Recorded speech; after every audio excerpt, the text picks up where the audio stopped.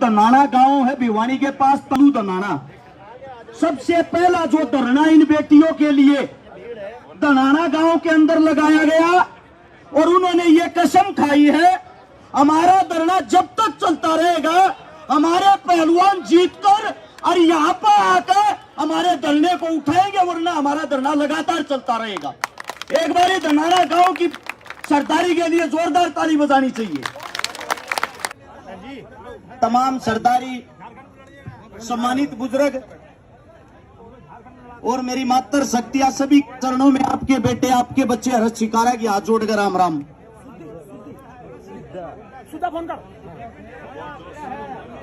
बाबूजी, बाबूजी, हेलो, एक बार हमने बोल लेने दो। यो माइक आप दे दे पे लल्ला लो।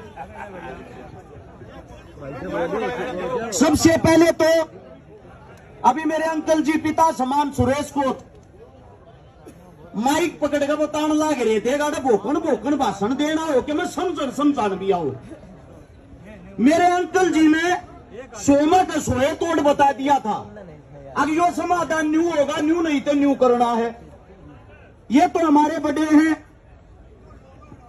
इतना जोश इस जवानी में हमारे में आज भी नहीं है जितना जोश हमारे बुजुर्गों में।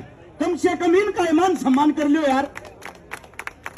इनके मवाल दौड़े हो रहे थारे संघर्ष के मारे। हाथ जोड़कर विनती है कि बात समझने और सुनने की कोशिश करना। फैसले तो लेंगे हमारे बड्डे, जो भी इनका फैसला होगा हमारे लिए वो सर्वमान्य है। लेकिन उससे दूसरा कुछ बातें ऐसी हैं जिनमें युवाओं को बदलाव करना पड़ेगा। एक सोशल मीडिया पर एक नई पढ़ाई चल रही है, एक नई यूनिवर्सिटी खोल ली है जिसमें कहा अगर फेसबुक या यूनिवर्सिटी या किसने खोली है, सरकार की आईटी सेल ने, और इसमें सबसे मजबूत मीडिया कर रही है। हमने तो यह सुना था, किताबों में यह पढ़ा था, मीडिया हिंदुस्तान का वो चौथा स्तंभ है जो हिंदुस्तान की आवाज को बुलंद करती है, न्याय की आवाज को उठाती है, जनता की आवाज को नेता और मंत्रियों तक पहुंचाती है। आज मुझे बताते हुए बड़ा दुख हो रहा है, जो हमारा चौथा स्तंभ जिसको बोलते हैं जो मीडिया, वो नेता मंत्रियों के पास जाती है, अपनी नगद पैसे लेके उनके प्रचार में लग जाती है। उदाहरण के साथ बताऊंगा, हाथरस के अंदर एक दलित बहन का बलात्कार हुआ। उस वक्त मीडिया चिल्ला चिल्ला के कह रही थी क्या आपको सीबीआई पे भरोसा नहीं है। मीडिया दब के बदनाम कर रही थी, लेकिन उसके बाद जब वो केस सत्य हुआ, मीडिया के मुंह में दही जम गई। मीडिया ने बाद में किसी को पकड़ के ये नहीं पूछा वो केस सत्य था। ऐसे ही अजय मिश्रा का बेटा टेनी आप सबके सामने था। अरे शर्म आती है ये बताते हुए, जब एक हमारी बेटी अभी साक्षी ने इंटरव्यू दिया था, चैलेंज के साथ हमारा नार्को करवाओ और साथ में उस गुंडे का नार्को करवाओ, अगर हम गलत हुए हमें फांसी दो, वो गलत हुए उसको फांसी दो।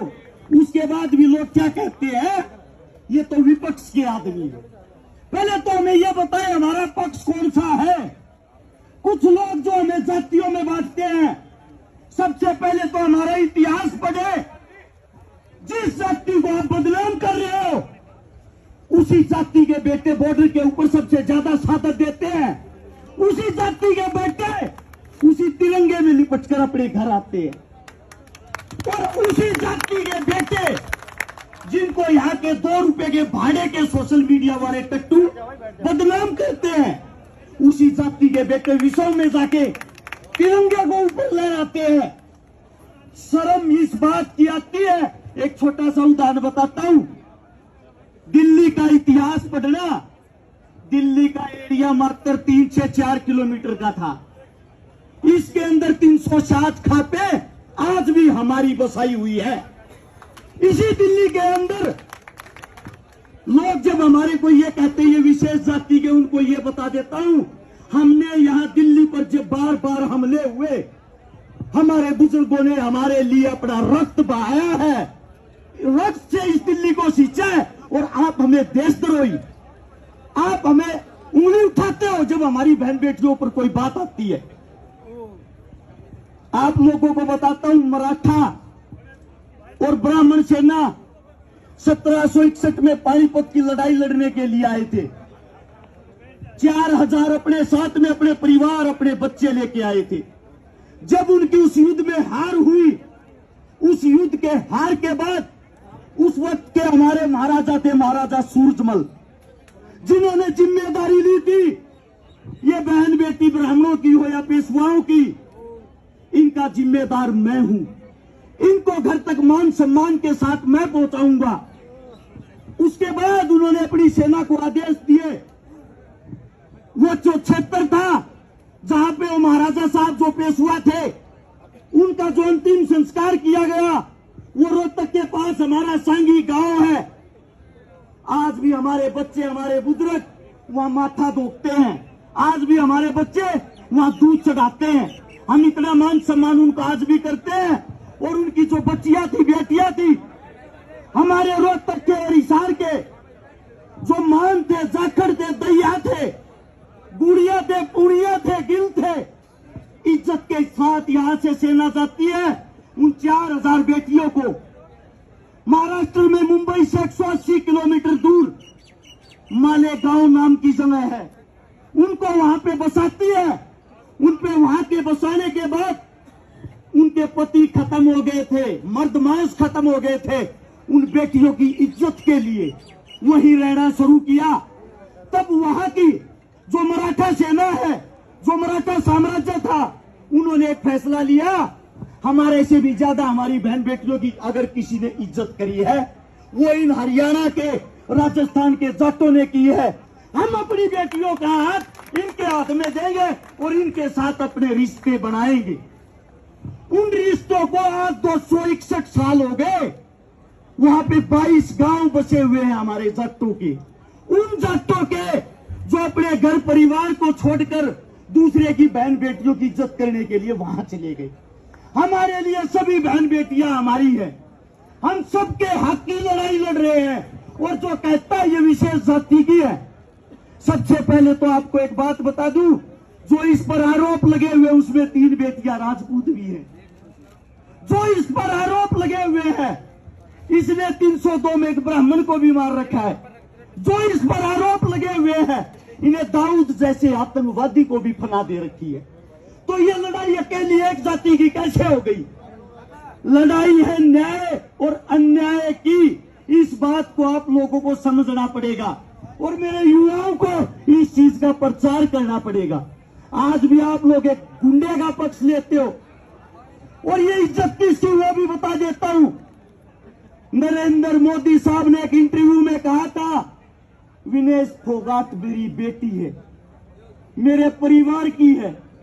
अरे मोदी साहब, हाथ जोड़ के आपसे ये कहता हूं, उस आप ही की बेटी के ऊपर ये मजबूरी आई हुई है। अरे प्रधानमंत्री साहब, अपनी तो बेटी की इज्जत का ख्याल कर लो, ये आपकी बेटी है। आपने चिल्लाते हुए कहा था, नहीं कहा था कि विनेश मेरी बेटी है? सुना होगा आप लोगों ने। आप ही की बेटी न्याय की भीख मांग रही है आपसे, कम से कम अपनी बेटी का तो न्याय कर दो।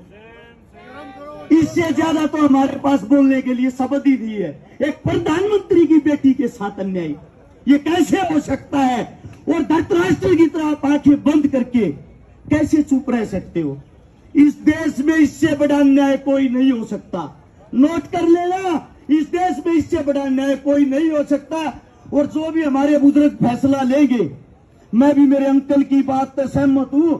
21 तारीख में फैसला आर पार का होना चाहिए। इनका जलूस मत कटवाओ बैठा के। अब बोलते नहीं है ये मट्टी में खेलनी है, पहलवान है, और गारंटी देता हूं मट्टी में मिला देंगे, मट्टी में मिला देंगे। कोई शब्द गलत निकले हो मुंह से, उसके लिए माफी चाहता हूं। आप सभी के चरणों में बोलने का मौका मिला, आप सभी का धन्यवाद। राम राम, जय हिंद। बहुत बहुत धन्यवाद भाई अरस करा।